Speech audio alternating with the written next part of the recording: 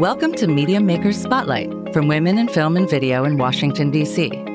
We bring you conversations with industry professionals for behind the screens, insight, and inspiration. Welcome to Media Makers Spotlight podcast. I'm your host, Sandra Abrams, and my guests today are Paul and Ellen Wagner. We will be chatting about their new film, Georgia O'Keeffe, The Brightness of Light. The documentary takes an in-depth look at the path she took to becoming known for her paintings of flowers, bones, and living her life near Sante Fe, New Mexico, as well as her relationship with Alfred Stieglitz. Actress Clarie Danes is the voice of Georgia O'Keeffe, and actor Hugh Dancy serves as the narrator. But before we explore more about the film that showcases how O'Keeffe became known as the Mother of American Modernism, a little bit more about the filmmakers. Ellen Casey Wagner is the president of American Focus, a nonprofit organization dedicated to the creation of independent films about American culture. She has produced several films, including Out of Ireland, the story of Irish immigration to America. Other productions include Black in Blue, about the football players who broke the color line in Southern sports. Prior to founding her company, she was an associate producer at WETA, WETA. Paul is an Academy and Emmy award-winning film producer whose films have premiered at Sundance, Toronto, and Rotterdam film festivals, just to name a few. His film, The Stonecarvers, won the Academy Award for Best Short Documentary. It is about the stone carvers who worked on the National Cathedral, from where I live, not too far, and where also important national ceremonies take place. He teaches screenwriting and film directing at the University of Virginia. Welcome, Ellen and Paul, to Media Makers Spotlight. Thank you so much, Sandra. It's great to be here with you. Now, I first saw Georgia O'Keeffe's work at the Metropolitan Museum in New York City in 1989. And I was very young. I'm trying to trust me. And I've been to the museum that bears her name in Sante Fe as well. I love her work. But what about her spoke to you that said, we have to do a film about her? Yeah, it's a great question. We got inspired to do the film in late 2018 because we saw a small exhibit about O'Keeffe and her time in Charlottesville when she took some classes at the University of Virginia. This was an exhibit called Unexpected O'Keeffe at the Fralin Art Museum at the University of Virginia. And we were amazed. We didn't know about this part of her life and how important it was for her career and life. And she happened to be in Charlottesville because her mother was running a boarding house for UVA students at the time. This was in the early 20th century, so earlier than 1912 by a few years to 1916. And Georgia O'Keeffe's sisters said, you should take this art class. You'd really love it. She hadn't painted at that point in 4 years. And this art class changed her life. She got inspired all over again to start painting and doing art. So we, as I say, knew nothing about this really key moment in her life. And we thought, well, we'll do a short film about this because most people probably don't know about it. And it didn't become a short film. The more we looked into her, first of all, we realized there hadn't been a full-length feature done on her in decades. Mm-hmm. And since the last film had been done, thousands of her letters had been released to the public 20 years after her death. There were all kinds of new resources available. And we just jumped in and said, we're going to make this a feature-length film about O'Keeffe. She deserves it. And that was, years ago. And here we are now. The other thing, Sandra, that we realized was that over the last 30, 40, even 50 years, there had been an incredible amount of new research done on Georgia O'Keeffe. And it had been done largely by women art historians who got excited about O'Keeffe when they saw her work in the 70s as they kind of came of age politically in the throes of second wave feminism. And they recognized O'Keeffe as a heroine for them as they became more aware of the politics. And they jumped into studying her, understanding her art, and all that work then played out over, as Ellen says, over several decades with exhibits and books and articles and talks about O'Keeffe as an artist and as kind of a feminist icon. And so as an artist and as a woman. And so all that material had been built up. There was a terrific film made by a woman filmmaker, Perry Miller Adato, in 1977. Wonderful film. And in fairness, she had something we did not have, which was Georgia O'Keeffe on camera. But in a weird way, we had something Perry Miller Adato did not have, which is, as Ellen said, the letters, which open up this intimate perspective on O'Keeffe as an artist and as a woman, plus all of this research by many scholars. But when you see the film, you realize 90% of them are women art historians and biographers who have, taken up O'Keeffe with a passion. Yes, I believe when I saw the film at the National Gallery of Art, you had two people that were in the film. That was Sarah Greenow, I believe. I'm probably mispronouncing her name, and Barbara Brewer-Linz. And they were talking about, one of them mentioned there was 25,000 letters between her and Alfred Stieglitz. And I was amazed at how many letters, that amount. I mean, obviously that's not happening today, but I just thought, wow. So how did you find them, to participate in that? And was that part of your research, or was it already after you started your research or before? Yeah, well, Sarah Greenow, who is the curator of photographs at the National Gallery of Art, had written volume 1 of the correspondence between them called My Faraway One. And that was a key book that we had at our disposal when we started the research for the film, and it was critical really to the development of the film. And she's working on volume 2, so we're eagerly awaiting that. As you can imagine, is there going to be a part 2? Do you think? Massive. There is. It's on the way. We just don't know when. But it's a massive task to have put what she put together in volume 1. And we benefited hugely from that. And the letters are housed at Yale University at the Beinecke Library. Oh, the other person who was with us for that Q&A at the National Gallery of Art was Barbara Brewer-Linz, who is an eminent O'Keeffe scholar. She did the catalog raisonné, and she was the first curator at the O'Keeffe Museum. Right. Yeah.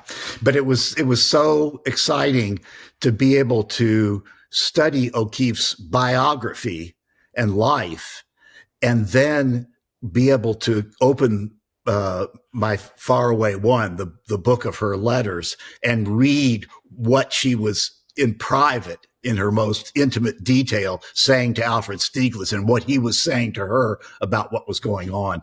One of my favorite sections of the film is one of the great pivotal moments in her life was the summer of 1929. She and Alfred, had a great relationship, but he had taken up a mistress in the last year or two. And I know, she was not happy about that. It was heartbreaking in the film. I remember that part, yes.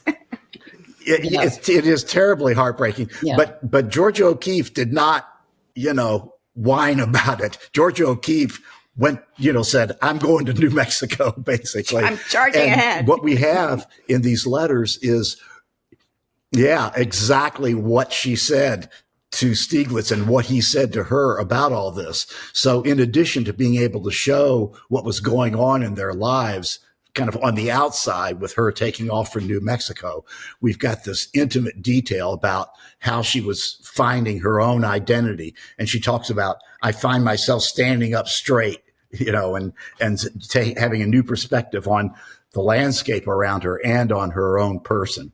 So the combination of being able to sort of see where she went and what she did and what she painted in her life, and then to be able to see the substrata of the text of the letters really gives kind of a dimension to her life and her art that is kind of new in the world. I should have mentioned when I was talking about the exhibit at the Fralin, Unexpected O'Keeffe, that it was curated by Elizabeth Hutton Turner, who is just a very recently retired art historian from UVA.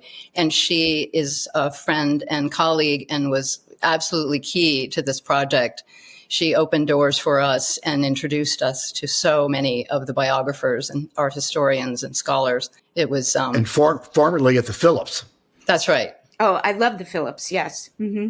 Yeah. That's great. Well, having those letters really added context to her story. And it seemed like she went all over the country. She was in Wisconsin. She taught in Texas, again, as she was in Charlottesville, in New York and out to Santa Fe. From all sides of the United States, it must have been this big influence to her.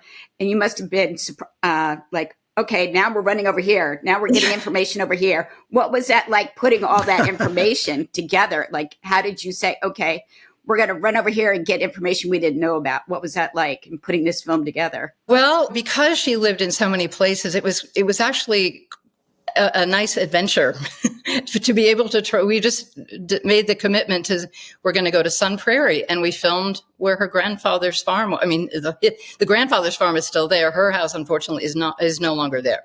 The grandfather's farm is still there in Sun Prairie. Wow. Sun Prairie. Wow. That's what you see in the film. Yeah.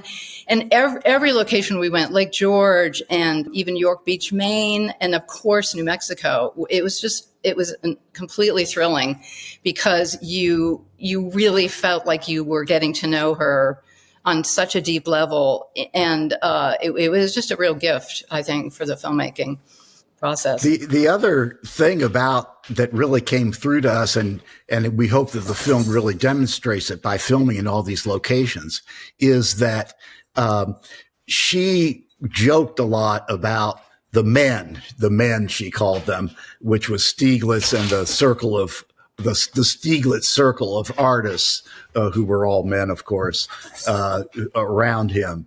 And she laughed at them. They were always talking about, oh, we're going to write the great American poem, the great American novel, make the great American painting.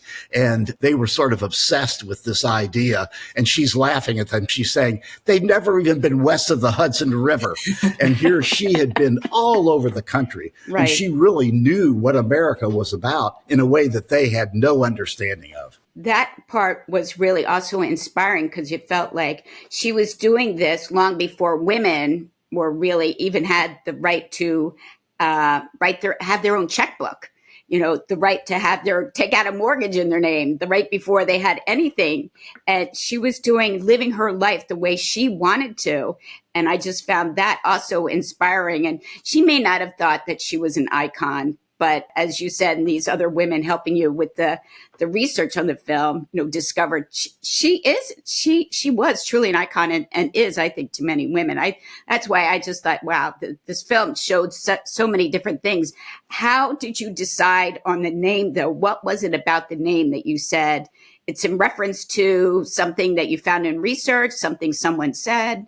Yes, it's something that O'Keeffe said. Well, it's the opening line. She wrote sort of an autobiography. It's really a book of her some of her paintings with notes about the paintings. But the first line of that autobiography is, my first memory is of the brightness of light. So it seemed like a natural statement to start with. I thought that was really wonderful. The other thing that I loved, the music. I thought the music was fantastic. Can you how did you come about finding this person to be part of the music? Like, how did you put that team together and putting the film and the music together? Yeah, well, early on, Paul and I love music. So it was very important to us that we get just the right music for this film. And I can't remember exactly when it was, but we were watching the movie Living with Bill Nye, and I thought the soundtrack was just gorgeous. And I made a point of saying, Paul, you really need to go back and listen to this music again. And he did and agreed. And we tracked down the composer, and she agreed to compose the soundtrack for the film, Emily Livianes-Farouche. And so we were thrilled, and we love it. I'm sure there's other people who are listening and saying, well, I don't know if I can make a film with my partner or not. What was that work like? Because it obviously you work together, because making a documentary does take a village. Exactly. No, we started working together really shortly after we got married. We started having kids right away, and our office was at home, and that's how it started happening. And so the first major film we worked on together was Out of Ireland, which we began back in the late 80s, and it aired nationally on PBS in 1995. And since then, it's depended on the project, the degree of my involvement and the way I'm involved. So there's never kind of a exact, path that we follow. And, we could talk for hours about the challenges of doing this, but I'm going to skip over that and say it is a blast. It's really fun to be able to be, a couple in life and a couple in, co-filmmakers on these projects. It's really fun. And you do have to kind of come at it with a certain flexibility and, maybe not doing everything exactly the way you want to do it or think it should be done. But the overall rewards are so great. And this project, has been an example of that. It's just been a blast where I think we went 5 years making the film and never actually took a vacation because we were traveling so much and having so much fun filming and following in Georgia's footsteps. So, it has its minuses, but mostly it's all pluses. Yeah, no, I agree. And we've been very lucky. I'm realizing as we talk about it, that we both become really passionate about the subject, and that you wouldn't necessarily assume that, but we've, as I say, we've been fortunate that has been the case.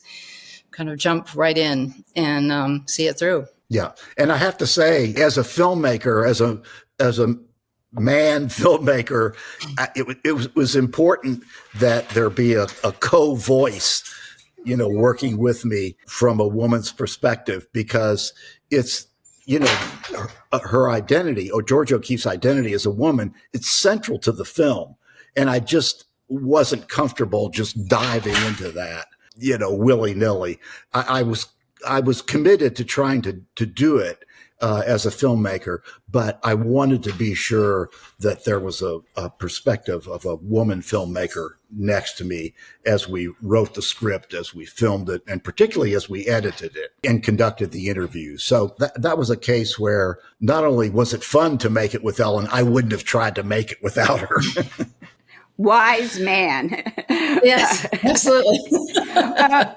Speaking of voice, the voice of Georgia O'Keeffe is Clarie Danes. So can you speak about her involvement? I think she's a fantastic actress.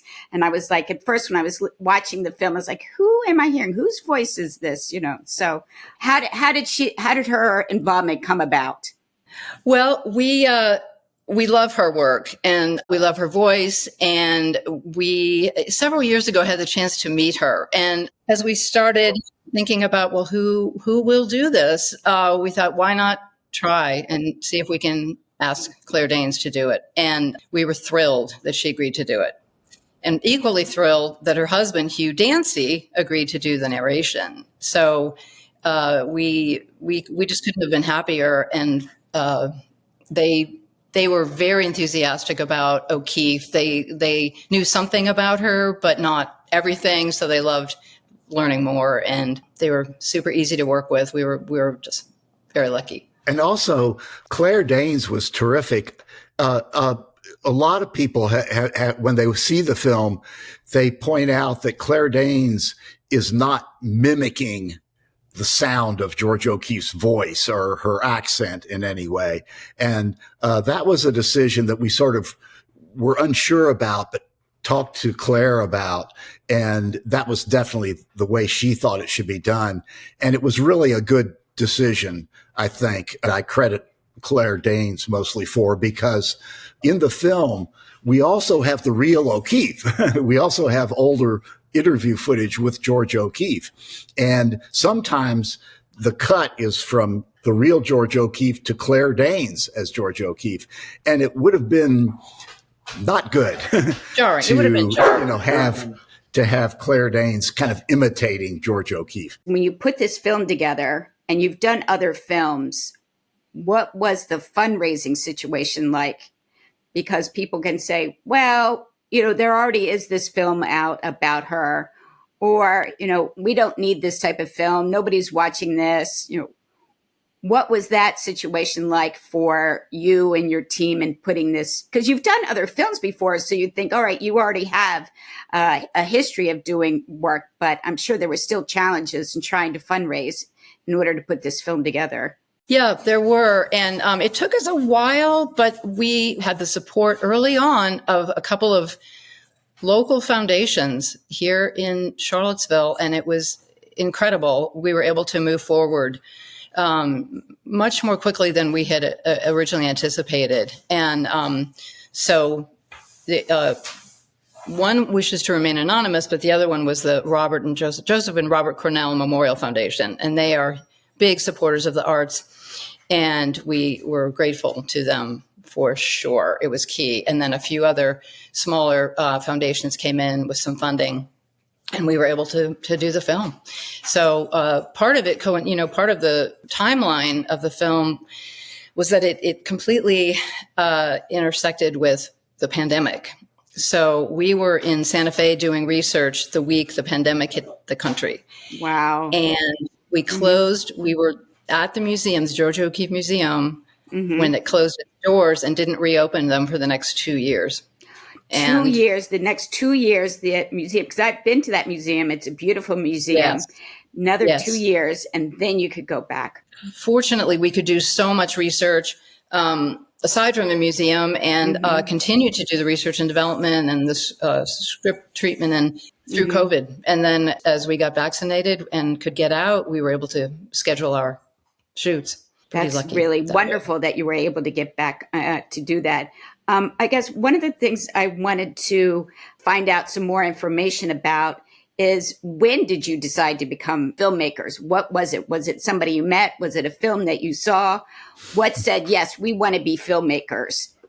Well, I, in college, was very, very interested in film, but not in any real way. It was just a vague interest. And then when I graduated, I made my way to Washington, D.C. and found myself working for WETA because I thought, well, this is one route to filmmaking. And so that was my early introduction to being close to filmmaking. For myself, I was sort of one of these people who didn't know what they wanted to do when they grew up. And so I kept going to school as a fallback alternative. And I got a bachelor's, I got a master's, I worked for a couple of years in unrelated fields, and then I went back to get a PhD at the University of Pennsylvania at the Annenberg School. And, I really was not loving it, but luckily I stumbled into a class on documentary filmmaking, and I said, wow, now this is actually something I might want to do. And so I sort of just left the PhD program, declared myself a filmmaker, and started out collaborating mostly with friends in Washington, D.C. And so I got a few films under my belt. And then Ellen and I met. Ellen, you should tell the story about Miles of Smiles, the screening you went to. Oh, gosh. Yeah. I mean, we didn't actually meet. We didn't meet that night, but early after a few months after I moved to Washington, I found myself down at the Washington Project for the Arts for a screening. I think it was February of '82. And because I'd heard about a screening that was going to happen of a documentary called Miles of Smiles, Years of Struggle, the untold story of the Black Pullman porter. And so I took myself down. Right. sat down. They had folding chairs set up, and somebody was kind of storming around looking very upset. And I wondered, what is going on here? And it turned out that what was going on is that no one knew how to turn the lights off. And they were trying to screen a 16 millimeter film here in this room. And it was Paul who was quite upset about this turn of events. And in fact, time went by, and we had to, they just went on with the screening with the lights on. And despite that, I still loved the film. And I thought, wow, I want to make films like that one day. It's so inspirational and such a piece of history that people don't know about. And as I say, we didn't meet that night. We met 3 years later. And then anyway, a few more years went by, and then the rest is history. Together got married. So, wow. That's my first memory of him. And he was very angry, and I was glad I'm glad you waited. That was the last time I was ever angry. No, but it also speaks to the fact that you've been in this business a long time. What has changed the most? What has been you've seen the evolution of what that you think has actually benefited making documentary films, or maybe what's been the most, something that's not good for the documentary film business? I think of course, at some level, the technology has changed. Basically, it's been a democratizing effect. The equipment has gotten cheaper, easier to use in many respects, and that has allowed many more voices to enter the world of filmmaking. So that seems to be, on balance, a good thing. The other thing, from my point of view, that's been very good is that the documentary form has broadened so much. What you can imagine that your documentary might be has become huge. The sort of assumed formulas of what a documentary film is, what it should look and sound like, and how it should be structured in the editing, those have all been transformed many times, actually. And just to pick up on something Ellen was talking about, Miles of Smiles, Years of Struggle. Well, that film came out we made it in the late 70s, shot it and edited it in the late 70s, came out in the early 80s. That was one of the first films that took as its subject matter the lives of workers, not famous people, not presidents, not big politicians or wealthy business owners, but the workers, the unknown people. And it also used the technique that was kind of coming into currency at that time of oral history.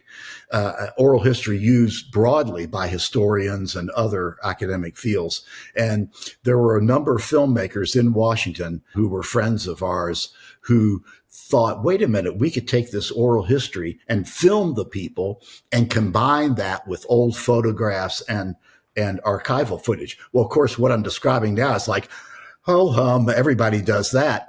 But in the late 70s, that was kind of like a new thing. And it was very exciting for us to kind of discover as a new generation then, a young generation of filmmakers, largely in Washington, who developed that approach and started making films. Well, of course, since that time, just, every year, every decade goes by, new innovations come about in the storytelling techniques and the creative approaches. And that's always exciting. I could argue that there's more ferment and more excitement formally in the creation of documentary films than there is in narrative films. I wanted to circle back about the film. What's happening now? I looked on the website and I see that you're doing screenings, you're doing other film festivals. Anything that you can tell us going forward? We premiered in Sante Fe, in the Virginia Film Festival, and the Violet Crown theater chain expressed an interest in runs of the film in all 4 of their cities, which we were completely thrilled to hear, because their 4 cities are Santa Fe, Charlottesville, Austin, and Dallas. And so that happened. And we started hearing from other independent cinemas, and we reached out to museums and art centers and other theaters. And So we've been getting all kinds of bookings all over the country, which is a thrill. All the upcoming and past screenings are on the website, georgiaokeeffefilm.com.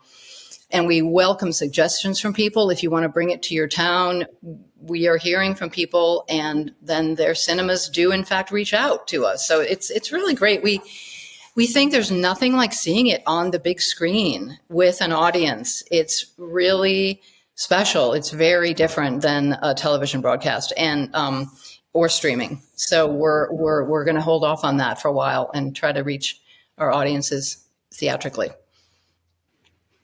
What was it that, if you wanted to tell people, someone says, well, I'm not sure if I want to see a film about her. What do you say to the audience? You say, this to me, I love the film. I say, you have to go. It talks about her life, but you also learn all this new information. But again, I'm a huge fan of her work.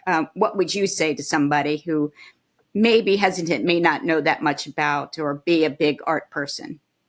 Yeah, I would say you don't have to be a big fan of hers to get something out of this film, because it speaks to any artist, but it also speaks to anyone who's thinking about their life and what they want to do with their life and what the meaning of life is. I mean, she is such a unique individual and such a role model and inspiration to so many, and way beyond her art.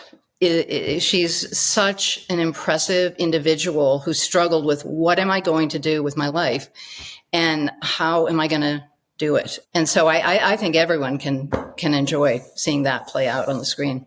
Yeah, I think if anyone has ever read a biography and was enthralled by it, they will be excited about the film, because, as Ellen says, it's not just about her art. It's about her life as a woman and as a person.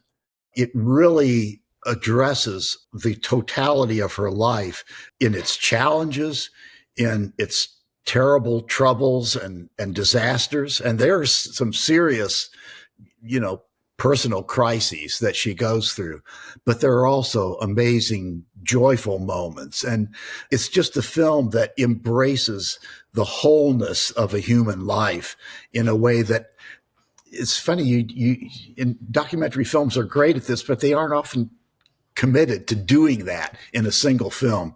At some point early on, we had a 3-hour version of the film because she had a very long, rich life. And I said, I guess it could be a series, but I really would like it if we could just make it a single sitting film that you come in, you sit down, and you are able to experience the totality of her life in a single sitting. And so we compressed it down. And I think the result is it moves along and it's compelling, but it's very richly detailed to cover all these different aspects of a very complex person and a very rich life. Yeah. We had the chance a few months ago to show the film and then talk about it with a class of arts and humanities high school students. And it was one of the best conversations we have had at a screening. And I just loved that they really connected with O'Keeffe. They really did not know much about her going in. Some of them did, but largely they did not. And so that was so gratifying that they just deeply connected with the material and her, and had all kinds of questions and great comments about her and the film. Yeah, that's a really good point, Ellen, because many people are drawn to the film because Georgia O'Keeffe is famous. She has this iconic status in 20th century American history. But that audience was so great because they really didn't know who she was. They were like being assigned to watch the film, and because we were going to be in town to talk about it, but they just loved it and they embraced it. And it was really exciting and kind of surprising, I think, to us to realize that, wow, you don't have to be a baby boomer to be excited about Georgia O'Keeffe. She works, her story is compelling and her art is compelling for any generation. I think that's the key point right there. Her art is compelling. Her story is compelling for any generation. So it was exciting that you were able to connect and see the younger generation coming along and learning about her. Fantastic. Definitely. Well, If people, again, I know you mentioned the website, but if you want to mention the website again to go and learn more about the film and where screenings are, what is that website again? Yes, it's GeorgiaO'KeeffeFilm.com, no punctuation. And there's a tab there, See the Film, and it has a listing of all the past and upcoming. There's also a way to contact us if you have suggestions for where you'd like to see it shown. Wonderful. That's great. Well, I thank Paul. I thank Ellen Wagner. The new documentary that they have is Georgia O'Keeffe, The Brightness of Light. That's right. Thank you so much, Sandra. It's really great to talk to you. Thank you. Thanks for listening to Media Maker Spotlight from Women in Film and Video. To learn more about WIF, visit F as in Frank, V as in Victor.org. This podcast is produced by Sandra Abrams, Candace Block, Brandon Ferry, Tara Jabari, and Jerry Reinhardt, and edited by Michelle Kim, with audio production and mix by Steve Lack Audio and Ed Saltzman. Subscribe to continue learning from more amazing media makers. Please visit MediaMakersSpotlight.com for more information.